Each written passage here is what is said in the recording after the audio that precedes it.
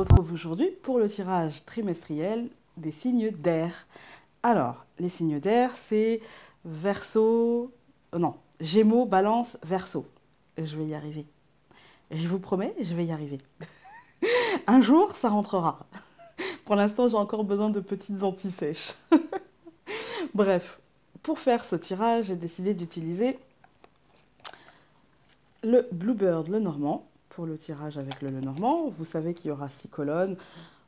Comme ça, avec mon anti-sèche, donc ça sera le quotidien pour la première colonne, le professionnel pour la seconde colonne, le financier pour la troisième colonne, le matériel pour la quatrième, le sentimental pour la cinquième et la transition en sixième colonne. Ensuite, j'ai décidé d'utiliser en tarot général, on va dire, j'ai décidé d'utiliser la boîte à tarot. Voilà, ça va bien, c'est classique, comme un peu le Bluebird. Hein.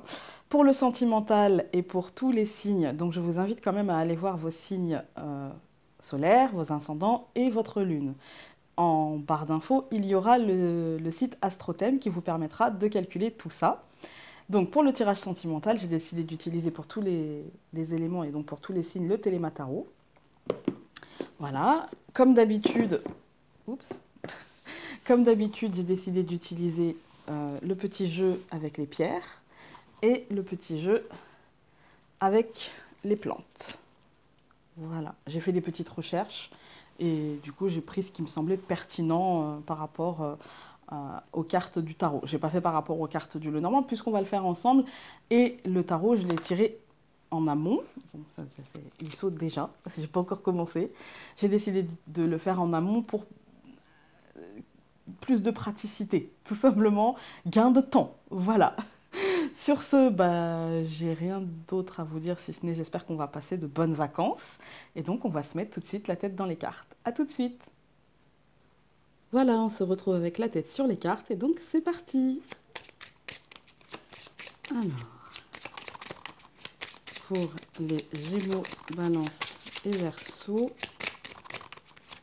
le troisième trimestre 2018. Ah, on a la faux qui a sauté. Alors, est-ce une récolte? Est-ce quelque chose qu'on casse, qu'on tranche, qu'on laisse sur place ou qu'on emmène avec nous? On ne sait pas, on verra bien.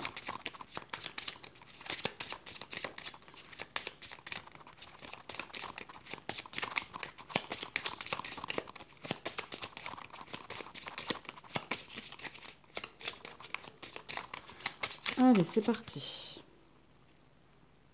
Je coupe, attention. La maison. Et les poissons. Ah ah, l'argent à la maison, l'abondance à la maison, la pêche miraculeuse à la maison. En tout cas, c'est plutôt une belle coupe, je trouve. Ça peut être aussi l'abondance dans notre psyché. D'un seul coup, on a plein d'idées, plein de... Ouais, on se sent dans l'abondance. Du coup, avec la carte qui a sauté, ça peut être une récolte. Alors, dans la vie quotidienne, dans la vie professionnelle, le financier, le matériel, le sentimental et la transition. Alors, voyons voir. Dans la vie quotidienne, nous avons le travail avec le renard. Chouette! Alors, ça peut être le travail, comme ça peut être le besoin de repos. Clairement, hein, parce que le renard, c'est aussi l'autocentrage, hein, la dose d'égoïsme nécessaire qui nous permet de nous reposer, de souffler un peu. Voilà. Ou ça peut être aussi un peu de ruse. Est-ce qu'il va falloir être rusé ou est-ce qu'il y a quelqu'un dans notre entourage qui est rusé? On verra. Dans la vie professionnelle, nous avons le serpent. Alors, ça peut être la transformation, comme ça peut être la sensation de trahison, la sensation d'avoir été trahi, d'avoir été peut-être manipulé, d'avoir été trompé. Mais comme c'est dans le professionnel, je dirais soit le désir de mutation qui se fait sentir et qui... Avec le serpent, c'est toujours lent et un peu douloureux, hein, on va pas se mentir. Mais ça peut être aussi tout simplement la sensation d'avoir été trahi par l'entreprise, par quelqu'un dans l'entreprise, par certaines personnes de l'entreprise. Voilà, ça peut être ça, ou juste du stress par rapport au travail qu'on a, des peurs, des angoisses par rapport au travail qu'on a, et du coup on se mord nous-mêmes en fait, on s'injecte nous-mêmes le venin de la peur. Ça peut être ça. Ensuite, dans la vie financière, nous avons le bateau. Ok, donc il y a des choses qui bougent, c'est une carte de mouvement. Peut-être qu'il y aura des mouvements financiers, des sorties d'argent, des rentrées d'argent. Avec le bateau, c'est assez rapide. Euh, Ça peut être au niveau financier, ça peut être un crédit accepté comme un crédit refusé. Et du coup, ça nous oblige à bouger. Ça, c'est un exemple assez concret, hein. Mais ça peut être ça, comme ça peut être, comme je vous ai dit, des rentrées d'argent, des mouvements financiers. Avec le bateau, je dirais important. Euh, En tout cas pour nous, même si c'est pas peut-être des grosses sommes, mais peut-être que 200 euros pour nous c'est important en fait, hein. Il n'y a pas de, voilà, faut pas s'imaginer que ce sera des centaines de milliers d'euros, hein. Pas forcément. Ça peut être juste une somme qui pour nous c'est important. Il y aura une rentrée ou une sortie d'argent, mais du coup assez importante vu qu'on est dans le domaine des finances. Ça fait bouger les choses, ça c'est clair. Ensuite, nous avons le domaine matériel, nous avons la montagne, donc le blocage. Parce que le financier et le matériel, c'est vrai que j'aurais pu mettre en une seule colonne, mais j'aime bien séparer parce que parfois on a des bonnes nouvelles financières qui permettent de concrétiser matériellement, comme de ne pas bouger matériellement. Et là, du coup, matériellement, il n'y a pas grand-chose qui bouge. Je pense qu'on va être dans un blocage mental. C'est-à-dire que si on a une grosse sortie d'argent, on peut être très mal à l'aise avec la montagne. Clairement, on peut être assez mal à l'aise. Mais même si on a une grosse rentrée d'argent selon nos critères, on peut être bloqué par rapport à que faire de cet argent, des peurs de dépenser cet argent, des peurs d'utiliser cet argent. Voilà, de toute façon, on ne sera pas très à l'aise matériellement avec la montagne, on est bloqué un petit peu. Ensuite, dans le domaine sentimental, nous avons les oiseaux, ce qui montre le besoin de dialogue. Ça montre le besoin de la discussion, le besoin. Ça peut être, on va recouvrir de toute façon, vous savez, hein, ça peut être clairement un manque de discussion, comme ça peut être la discussion qui se met en place. En tout cas, il y a une sorte de dialogue, il y a une sorte de- d'échange, de partage. Voilà. Et dans la transition, nous avons le cœur. Alors le cœur, ça va me parler d'émotionnel, de sentimental, mais surtout d'émotionnel. On verra si celui-ci est perturbé ou si, au contraire, si celui-ci est posé bien comme il faut et qu'on s'y sent bien. On verra. Alors, je vais tout recouvrir. Donc, le quotidien, le professionnel, le financier, le matériel, le sentimental et la transition. Alors, dans le domaine quotidien, nous avions le renard et je recouvre par l'étoile. Alors, euh, l'étoile, ça me parle de paix. Alors, avec le renard, ça peut me parler de euh, d'hypocrisie avec nous-mêmes qui s'atténue et on retrouve la douceur. Vous voyez, on voit la réalité, on atteint euh, ce que l'on souhaitait dans la vie quotidienne et donc on se calme. Voilà. Professionnellement, parce que le renard c'est aussi le professionnel, hein, et du coup si le professionnel prend toute la place dans notre quotidien, eh bien il y a la réussite, le succès, les honneurs, le bien-être, voilà, on a atteint notre but, d'accord. Si jamais on parle de besoin de repos, on va trouver la paix afin de reposer peut-être un esprit qui est un peu perturbé, un peu peut-être on décide dans notre quotidien de ne pas voir qu'on est fatigué, et là finalement on va prendre conscience de notre fatigue et y remédier, donc pas de problème. La vie quotidienne, je ne recouvrirai plus. Ensuite, dans la vie professionnelle, nous avons la tour. Donc, bah oui, la vie professionnelle, hein. Donc là, ça va me parler d'administration, ça va me parler de bâtiments accueillants du public, d'entreprise. Voilà. Dans l'entreprise, ça confirme en fait un petit peu, bah, voilà, hein, que c'est la vie professionnelle et qu'il y a soit une mutation dans la vie professionnelle, mais une mutation longue, comme le serpent qui fait sa mue. Il y a un changement profond, mais qui ne sera pas fondamentalement. On ne nous parle pas là de changer d'emploi. On nous parle, ça peut être changer d'entreprise, hein, mais ça sera long, mais ça sera toujours dans pratiquement au même poste, vous voyez. Il n'y a pas fondamentalement de changement radical dans notre vie. Par contre, il y a une sorte de mise à nu, une sorte de prise de conscience que là, il faut que ça bouge, il faut que je transforme, il faut que je m'enlève mes limites. En fait, il faut que j'arrive à retirer les limites que je me suis moi-même imposées, le carcan, le fameux carcan. Et du coup, voilà, c'est plutôt ça. Je passe à autre chose, je développe autre chose, j'ai envie de me développer autrement.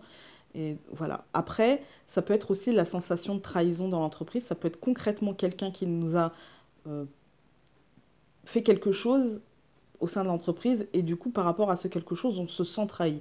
La trahison n'est qu'une émotion. Ce n'est qu'une émotion. Même si elle est effective, comme je dis à chaque fois, même si elle est effective, la sensation de trahison n'est là que parce que on a laissé les portes ouvertes à l'autre pour nous faire du mal.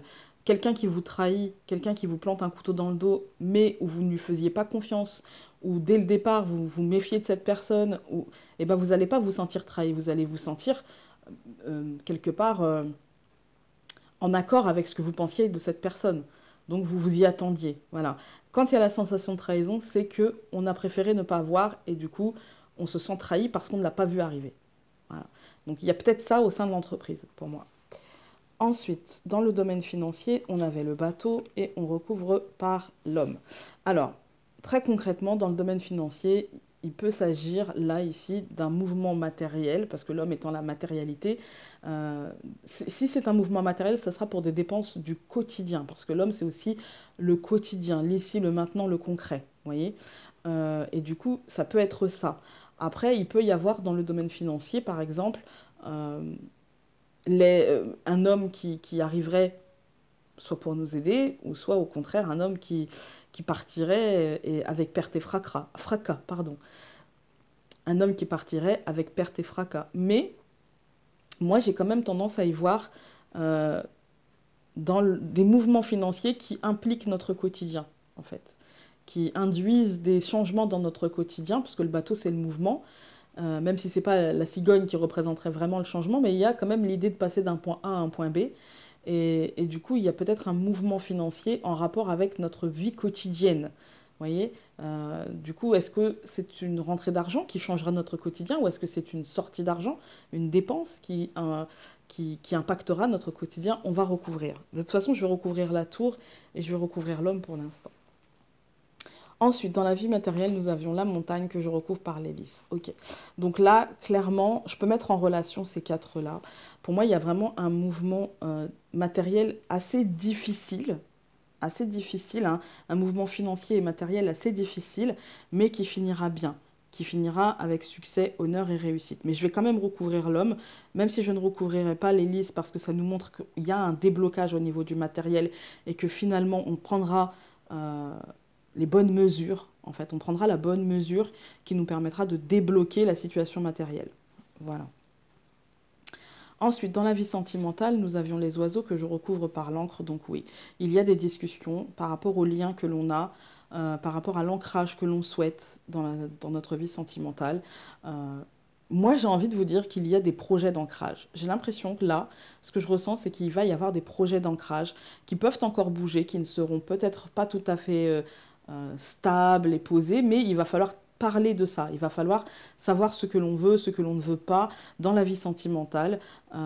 Ça peut être en rapport avec une évolution matérielle, parce que on a quand même du mouvement dans le matériel qui impacte, enfin du mouvement financier qui impacte le matériel et des discussions. Et avec l'encre, ça a un côté aussi argent, ça a un côté commerce, ça a un côté partage, ça a un côté lien. Du coup, moi j'ai l'impression que tout ça, ça tourne autour du matériel. Ça peut tourner autour d'une mise en ménage ou de projets en commun, de couple, ou si on est célibataire, ça peut être... euh, c'est pas une jolie... c'est pas une jolie rencontre, non. C'est pas une jolie rencontre, c'est plutôt des discussions avec nous-mêmes sur ce que l'on souhaite mettre dans notre vie, en rapport peut-être avec, enfin, avec un lien que l'on a déjà eu avec quelqu'un ou un lien qui est en train de se tisser avec quelqu'un. Et du coup, il faut se mettre au clair avec soi-même, il faut se parler en fait. Il faut se parler à soi-même. Est-ce que je veux? Est-ce que je ne veux pas? Est-ce que je le sens? Est-ce que je ne le sens pas? Il va pas falloir se laisser guider par la sensation de manque ou l'envie d'être avec à tout prix quelqu'un ou l'envie de voilà d'être comme tout le monde, d'être en couple. Non, il va falloir peut-être se parler et se dire qu'est-ce que je veux mettre en place? Qu'est-ce que je souhaite mettre en place? Euh, Qu'est-ce que je valide dans ma vie de ce que je ne valide pas? Il ne s'agirait pas de créer des liens toxiques, même si pour l'instant on n'en parle pas. Mais je préfère vous le dire, il ne s'agit pas de créer des liens toxiques pour devoir les trancher par la suite. Ça serait dommage. Ensuite, dans la transition, donc on avait le cœur que je recouvre par la clé. Donc là, par contre, pour les signes d'air, on peut avoir une rencontre amoureuse. On peut avoir un cap de franchi si on est en couple, hein, un cap de franchi, voilà. Comme on peut avoir une rencontre amoureuse, être prêt en fait à la rencontre amoureuse et vibrer je suis prêt en fait, à condition de faire ce travail-là. Cet été, c'est à condition de faire ce travail-là. Voilà, ce travail de est-ce que je veux, qu'est-ce que je veux, qu'est-ce que je ne veux pas, qu'est-ce que je ne veux plus, qu'est-ce que je suis prête à accepter ou prêt à accepter. Voilà, c'est tout ce travail-là qu'il faut faire et pas en surface, c'est-à-dire qu'il ne faut pas se dire ouais, non, moi, ça c'est mort, ça c'est fini, ça machin. Non, il faut vraiment prendre le temps d'être honnête, en fait. Prendre le temps de ne pas être hypocrite avec soi-même parce que justement, ça va payer, quoi. Ça va payer. Alors, j'avais dit que je recouvrirais donc la vie professionnelle, la vie financière. Est-ce que je recouvre... Non, je ne recouvre pas le matériel.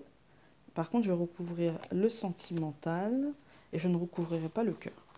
Alors, donc, nous avions dans la vie professionnelle le serpent, la tour et la verge. Ouais, il y a quand même un truc pas très cool au sein de l'entreprise, hein.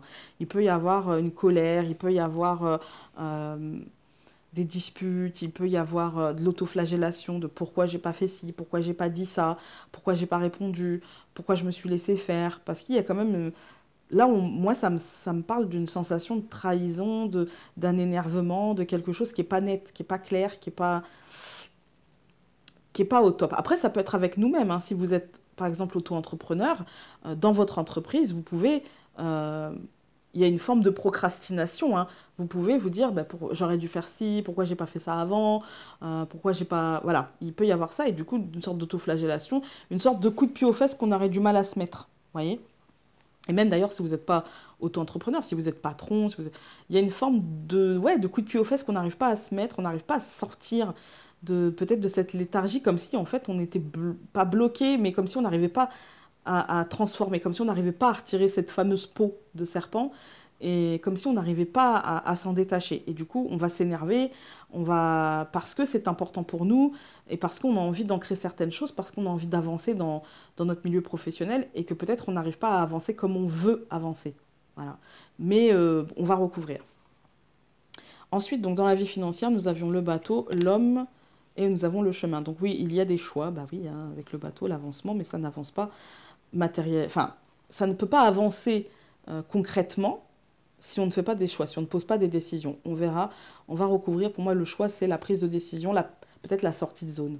Voilà, peut-être une sortie de zone, se faire confiance et être dans l'ici et le maintenant pour bien étudier la situation ici et maintenant, afin de pouvoir projeter dans demain, en fait.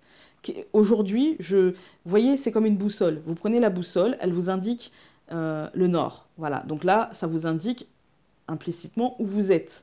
Et si vous voulez aller au nord ou au sud, peu importe, hein, eh ben vous partez du principe que si, par exemple, vous voulez aller au nord, la boussole indiquant le nord, vous allez avancer vers le nord. Elle vous montre le chemin. Et bien là, c'est un peu pareil. C'est-à-dire que les décisions d'aujourd'hui vont induire la direction que vous allez prendre demain. Voilà. Donc c'est à vous de voir où vous voulez aller. Mais une fois que vous aurez pris la décision, je pense qu'il y aura du mouvement dans le domaine financier qui impliqueront de prendre des décisions, en fait. Et qui impliqueront de savoir, par rapport au mouvement d'aujourd'hui, ce que vous voulez matérialiser demain. En fait, c'est plutôt dans ce sens-là. Ensuite, donc, dans la vie sentimentale, nous avions les oiseaux, l'encre et les nuages. Ouais. Je crois que ça nous indique que on va mettre un peu de temps à comprendre ce qu'on veut plus, à comprendre aussi quels sont les schémas chez nous qui ont fait en sorte que, voilà, qui ont fait en sorte que... Parce que le lien, ça peut être simplement avec notre psyché, et je pense que c'est une discussion avec nous-mêmes, parce que c'est nous-mêmes qui sommes dans le brouillard, et que finalement, le problème, il viendrait pas forcément de la relation, mais plutôt de la vision qu'on a de la relation et de nos réactions par rapport à cette relation et de notre schéma, de notre ancrage dans cette relation. Est-ce qu'on n'est pas influencé? Vous voyez, l'encre, elle est ancrée, mais elle est attachée. Donc, est-ce que ça ne viendrait pas de ce qui s'est passé avant en fait, avant cette relation ou en amont de cette relation? Est-ce que ça ne serait... Voilà, est-ce qu'il n'y a pas quelque chose qui s'est passé avant qui nous met dans le brouillard aujourd'hui et qui demande à être verbalisé, qui demande à être... oui, à sortir de nous, en fait, à être posé. À être posé avec, par écrit ou pas. C'est toujours mieux le dialogue parce qu'on voit les yeux de l'autre, etc. Mais tout le monde n'est pas capable à l'instant T de dialoguer sereinement. Donc, en tout cas, il faut que ça sorte. Il y a des choses il y a des choses qui demandent à sortir et du coup, il va falloir les faire sortir. Voilà. Je vais recouvrir, donc, encore une fois, la Vierge, le chemin et les nuages. Et ce sera tout, quoi qu'il arrive. Donc, nous avions dans le domaine professionnel le serpent, la tour, la Vierge et les poissons. Donc oui, voilà, ça nous parle d'argent, ça nous parle d'argent dans l'entreprise, ça nous parle de peut-être de choses qui ne se passent pas exactement comme prévu et qui nous obligeraient à finalement à faire une mue un peu plus difficile peut-être que prévu, voilà, à transformer d'une manière peut-être qui n'est pas à notre rythme, qui n'est peut-être pas très... Parce que, pourquoi pas à notre rythme? Parce que la verge, en fait, c'est l'autoflagellation. Généralement, quand on s'autoflagelle, c'est qu'il y a quelque chose qui soit va trop lentement, soit va trop vite, soit n'est pas exactement comme on voulait, comme... voilà. Et du coup, je pense que ça touchera le financier, mais de toute façon, à l'issue en sera positive. Et parce que les poissons, c'est quand même une carte positive, c'est la carte de la pêche miraculeuse, hein. Donc l'issue en sera positive, mais le chemin peut être compliqué. L'acceptation peut être compliquée. Voilà. Mais au final, il n'y a pas de souci.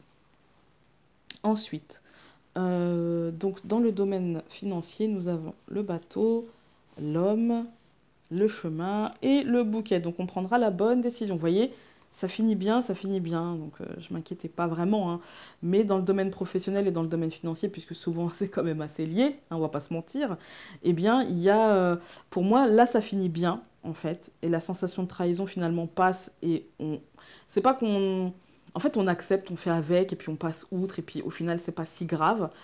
On arrête de s'autoflageller, et puis on prend les choses comme elles viennent, et finalement, elles sont pas négatives, elles sont plutôt positives, mais peut-être pas comme on le souhaitait, de la manière dont on le souhaitait, avec tous les éléments que l'on souhaitait, etc. Et dans le domaine financier, c'est pareil en fait.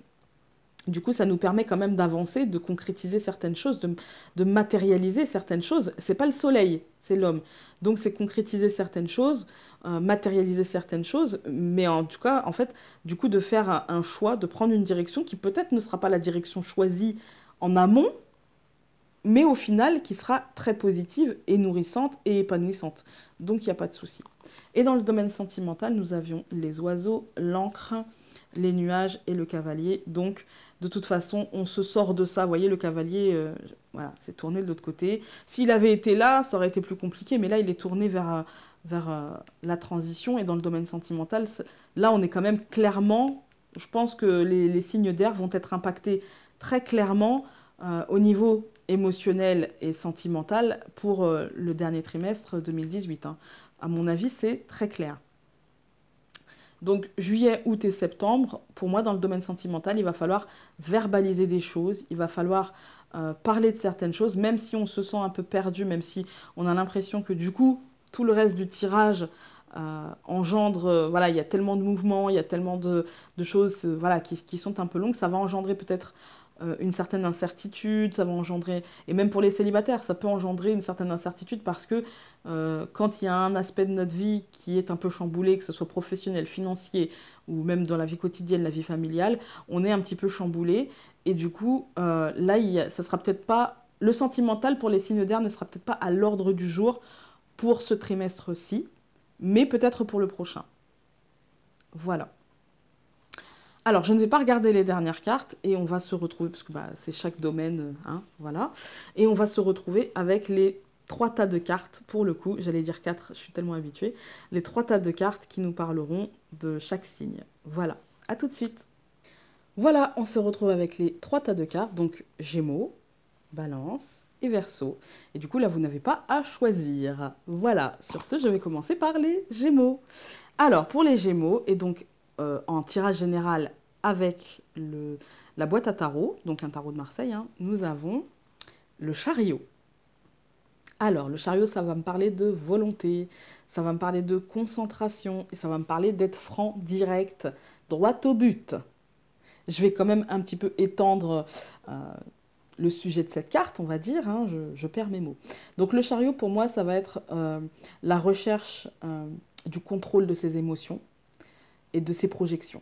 On va essayer de maîtriser, en fait, euh, et ses émotions et ses projections, mais en fait ses émotions en rapport avec ses projections. On va essayer d'être le maître du jeu. Euh, Ça me parle aussi quand même d'être tiraillé, parce que si on cherche à maîtriser ses émotions et ses projections, c'est que quelque part on est tiraillé entre nos différentes possibilités, nos différents choix. Ça crée chez nous peut-être un déséquilibre émotionnel, parce que regardez, les chevaux vont dans deux directions différentes, hein. Voilà. Donc on est quand même un peu tiraillé, on va à gauche, on va à droite, on ne sait pas, on essaye de prendre la meilleure direction, la route la mieux pour nous, mais c'est difficile de la percevoir, la route qui est la mieux pour nous, en fait. Pour moi, cette carte, c'est aussi apprendre à comprendre, justement, quelle est la meilleure route, et du coup, à comprendre qui on est, ce qu'on veut, ça rejoint le tirage, hein, ce que l'on veut, ce que l'on ne veut pas, etc. Voilà. Pour moi, le chariot, il y a aussi un bémol, alors c'est que dans ma vision, hein. Il y a un bémol, même si parfois il y en a qui vont penser que c'est formidable, hein, parce que c'est aussi hein, la volonté de réussir, mais il y a aussi une sorte de détermination à gagner, mais peu importe le prix, en fait, à écraser s'il y a besoin d'écraser sur son passage, en fait. Donc, bien sûr, c'est une forme d'égoïsme nécessaire, mais attention à ne pas faire trop de dégâts, parce que par la suite, on pourrait le regretter. Par la suite, on pourrait se dire, bah tiens, finalement, cette personne-là, j'y tenais quand même, et puis je l'ai tellement abîmée que je pense que, voilà. Donc, il y a ce truc-là. Attention au prix que vous mettez à votre réussite. Quel est le prix de cette réussite? Voilà. Mais bon, ça reste un désir profond de victoire, hein. De toute façon, ça reste un désir profond de victoire et ça, on ne vous le retirera pas, hein. Mes amis Gémeaux, on ne vous retirera pas le désir de victoire, le désir d'avancement. C'est aussi la sortie de zone, la prise de risque. Cet été, pour vous, vous allez faire des sorties de zone, des prises de risque, mais calculées. Pas toujours calculées avec précision, mais quand même calculées. Vous avez envie de diriger les choses et d'avoir les rênes bien en main de la situation, vous sentir maître du jeu. En fait, vous avez besoin et envie de vous sentir maître du jeu. Et avec le chariot, c'est plutôt signe de réussite. Voilà. Dans l'aspect sentimental, donc avec le télémataro, nous avons le 6 de coupe. Alors, le 6 de coupe, ça va me parler de bienveillance envers les autres, ça va me parler de nostalgie, hein, mais de la bonne nostalgie, hein, celle qui fait penser à un passé doux, serein, joyeux, simple, etc. C'est pour moi une énergie assez enfantine, assez douce, assez naïve, et du coup peut-être que justement vous ne verrez peut-être pas avec l'énergie du chariot en, en énergie générale, vous ne verrez peut-être pas le mal que vous faites aux autres parce que vous serez dans une forme de naïveté, dans une forme d'engouement, dans une forme de joie simple, d'atteindre votre objectif et attention aux autres.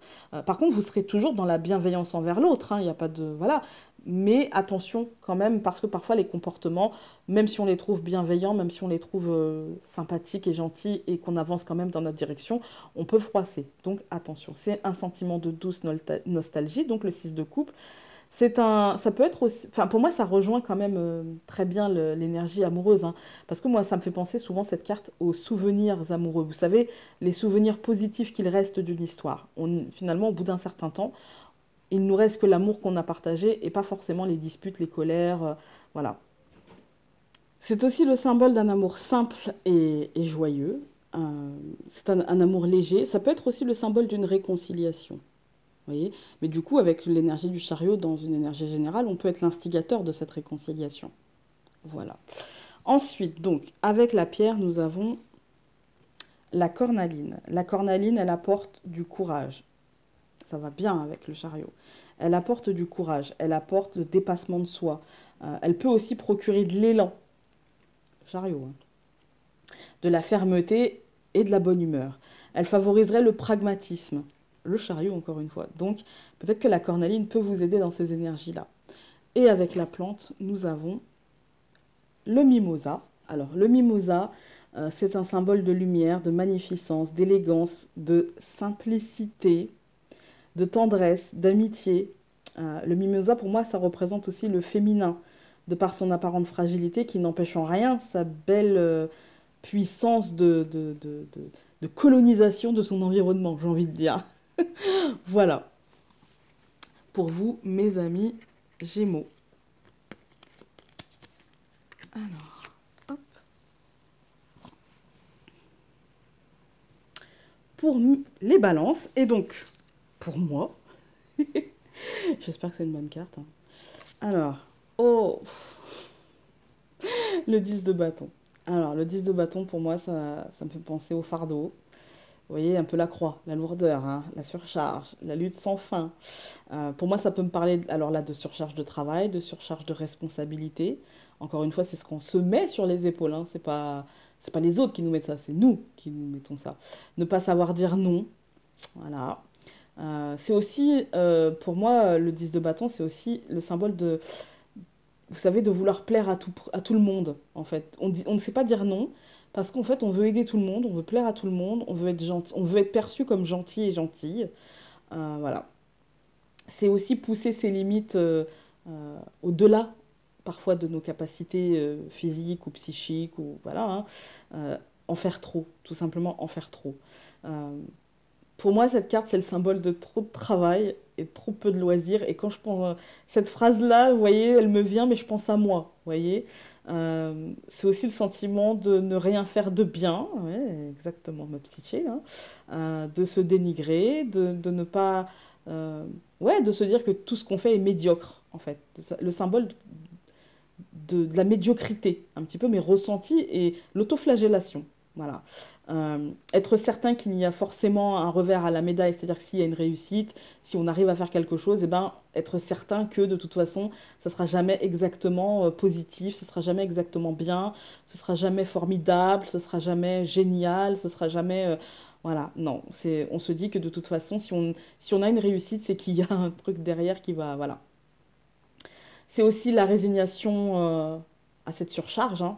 Voilà, la résignation de se dire que pour nous, en fait, la lutte, ça sera vraiment sans fin, qu'il n'y aura jamais de fin. Voilà, c'est se sentir fautif de tout, se sentir responsable de tout. C'est batailler aussi avec les responsabilités et les charges professionnelles, hein. C'est la bataille entre... Parce que les bâtons, c'est l'action. C'est-à-dire qu'on se sent toujours obligé d'être dans l'action. On se sent toujours obligé de tout porter. On se sent obligé de répondre toujours présent. On se sent obligé d'être toujours euh, disponible pour tout, en fait. Pour tout sauf pour soi. Et du coup, le peu de temps qu'on prend pour soi, c'est bah, de se dire qu'on est bloqué, de se dire qu'on n'y arrive pas. On n'arrive plus à réfléchir de toute façon autrement que dans le négatif et que dans le... On ne voit pas ce qu'on a fait, on ne voit que ce qu'on n'a pas fait, en fait. Avec cette carte, on ne voit pas ce qu'on a fait, on ne voit que ce qu'on n'a pas fait, que ce qu'on n'a pas récolté, que ce qu'on n'a pas eu le temps de mettre en place, on ne voit que ça. Voilà, donc c'est pas une super carte. Et je suis balance. On peut pas m'accuser de tricher, Laura. Donc dans le tirage sentimental, la roue de fortune. Ok. Bon, la roue de fortune, c'est un peu mieux. Dans le tirage sentimental, ça veut dire que, en rapport hein, avec le tirage général, que peut-être on aura la possibilité de faire changer quelque chose. On aura une chance, on aura un tournant important dans peut-être nos projets sentimentaux. Peut-être une rencontre, hein, on ne sait pas, une surprise de la vie, un événement imprévu. En tout cas, il y a du changement, il y a un nouveau commencement. C'est peut-être une page qui se tourne. C'est pas forcément, attention, on n'a pas la rupture, hein, mais c'est peut-être un nouveau chapitre de notre histoire. Il y a peut-être de belles synchronicités, des choses qui se mettent en place au niveau sentimental. J'ai l'impression que la roue de fortune va peut-être alléger notre 10 de bâton. C'est un peu la répétition du cycle de la vie. On a toujours eu dans notre vie des moments où on n'est pas bien, on se sent à fleur de peau, parce que le 10 de bâton, pour moi, c'est vraiment ça. C'est se sentir fatigué et pour autant se sentir dans la responsabilité de devoir faire les choses. Et du coup, peut-être qu'on est dans la répétition d'un cycle de la vie, mais en tout cas, c'est adouci par la roue de fortune qui nous parle de chance, qui nous parle de profiter de cette chance peut-être de se libérer de ça. Voilà. Et peut-être que c'est l'aspect sentimental qui nous mettra un petit coup d'air frais dans notre tirage général. Ensuite, donc avec la pierre, nous avons la turquoise. Alors la turquoise, pour moi, c'est une pierre qui est liée au destin. Voilà. C'est une pierre qui serait équilibrante. Je sais pas, je n'en ai pas pour moi, je crois, de turquoise. Non, je n'en ai pas pour moi. Donc, ouais, elle serait équilibrante. C'est peut-être le moment que je me fasse un bracelet de turquoise, hein. Parce que j'en avais fait un, mais je l'ai vendu. Donc, il va peut-être falloir que je m'en fasse un pour moi. C'est une pierre stimulante, c'est une pierre de protection face aux influences extérieures, parce que du coup, le 10 de bâton, ça peut être aussi toutes les demandes extérieures, et du coup, on ne sait pas dire non, et du coup, on répond à tout, quoi. Ça permet de mettre le doigt, en fait, sur les causes du bonheur, voilà, de ce qui nous rend heureux, de ce qui nous rend malheureux aussi, hein. Euh, c'est vraiment, en fait, une aide pour essayer de comprendre notre bonheur, de comprendre les sources de notre mal-être, afin de les maîtriser et d'aider. Cette pierre-là, elle peut aider aussi contre l'épuisement que peut nous procurer le 10 de bâton. Eh bien, ma foi, ce fut un tirage épique, hein. J'aurais été dérangée à tous les signes. Il en reste un, mais je pense que je serai dérangée aussi. Donc, avec la plante, nous avons l'orchidée. Ah, l'orchidée, c'est la plante de l'amour. C'est la plante. Elle est aussi symbole hein, de luxe, de volupté, de beauté absolue. Pour moi, c'est une plante qui incarnait le symbole féminin, en fait, dans ma tête, hein. Ça incarnait vraiment, vous savez, la femme absolue, la beauté absolue, etc. Et pourtant, en faisant des recherches, j'ai trouvé que orchidée, le mot orchidée viendrait du grec orchi, qui veut dire testicule. Quelque part, vous voyez, tout ça c'est lié, hein. Voilà. Donc, bon, pour les balances, un été en demi-teinte, mais on va penser que la roue de fortune va nous aider à peut-être supporter ce 10 de bâton. Voilà. On dit jamais 203, eh bien j'ai été dérangée aussi pour vous les Verseaux. Donc on y va. Alors, pour mes amis Verseaux, en tirage général, nous avons le 7 d'épée. Alors le 7 d'épée, c'est pas une très bonne carte, on va pas se mentir, hein. Ça va me parler du prix, ça va me parler de malhonnêteté, ça va me parler de, de se dérober à quelque chose, ça va me parler de la sensation de trahison, de tromperie, des choses comme ça. Ça va me parler de choses qui s'éloignent de la vérité. On n'est pas dans la justesse avec cette carte. Euh, on est plutôt dans l'évitement de responsabilité, on est plutôt dans garder nos secrets pour nous. On est aussi dans une certaine envie de solitude, mais plutôt pour fuir l'orage que pour, euh, se recentrer ou se chercher. Là, on est plutôt dans une envie de solitude, dans une fuite en avant, un petit peu, hein. On peut être victime de comportements manipulateurs, mais on peut aussi être manipulateur avec cette carte. On peut mentir, on peut tricher. Attention à ne pas se mentir, attention à ne pas se tromper, attention à ne pas tromper les autres aussi. Mais en tout cas, moi j'ai plutôt la sensation qu'on va se mentir, se tromper, le miroir aux alouettes. On va se mentir, on va se tromper, on va s'éloigner de la justesse de la vérité. On va finalement garder pour soi et préférer ne pas voir ce qui ne va pas.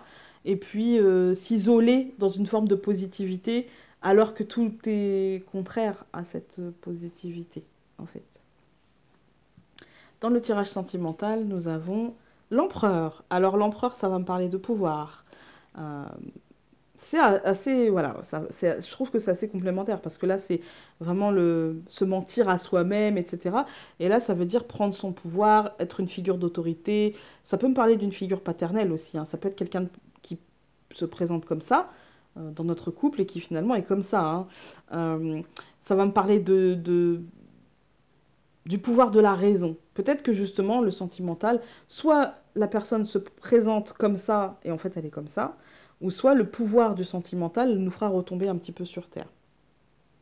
Pour moi, ça me parle surtout d'être insensible aux autres, à leurs sentiments, à leurs positions, d'être dogmatique dans nos pensées, d'être individualiste.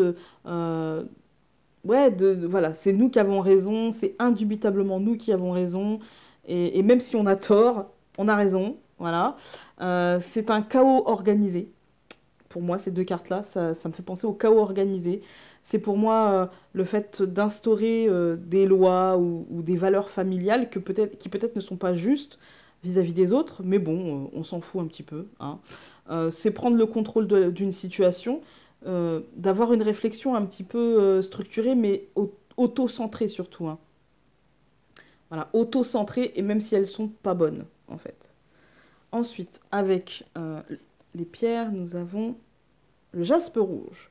Alors, pour moi, c'est la pierre qui symbolise la force et la volonté. Pour moi, cette pierre-là, apparemment, elle nous rendrait courageux, dynamiques et procurerait de l'énergie en stimulant les tempéraments guerriers, les tempéraments, euh, on va dire, charismatiques et parfois dogmatiques, hein. Et avec la plante, nous avons le souci. Alors pour moi, cette plante, ça va symboliser le désespoir et la douleur, en fait, de la perte de l'amour, mais aussi tout son contraire, c'est-à-dire la beauté et la recherche du soleil et du bonheur. Voilà, c'est ça. Peut-être la sensation, cette plante-là, peut-être elle nous donnera la sensation d'avoir gagné euh, l'affection, on va dire, de quelqu'un, d'en être tellement content parce qu'on aura gagné cette affection grâce à notre ténacité. Pour moi, c'est une plante qui est aussi une offrande à nos disparus. On la trouve souvent dans les cimetières, mais du coup, comme on la trouve dans les cimetières, c'est aussi une offrande à nos croyances, selon moi. Voilà, du coup, est-ce qu'on va offrir... Pour moi, c'est vraiment, du coup, pour moi, cette plante, elle reflète vraiment ça. C'est-à-dire, euh, on va se congratuler peut-être de quelque chose d'illusoire, de quelque chose qui n'est pas forcément juste, mais comme c'est nous, ça vient de nous, voilà. On va être un peu buté, on va être un peu borné, ou peut-être que ce tas-là, les amis Verseau, peut-être que c'est quelqu'un qui sera autour de vous et qui sera comme ça, et que vous allez en souffrir, mais ça peut être vous aussi. Voilà. Écoutez, sur ce, on a terminé ce tirage et donc je vous dis à très vite dans 3 mois pour la suite. Voilà, salut!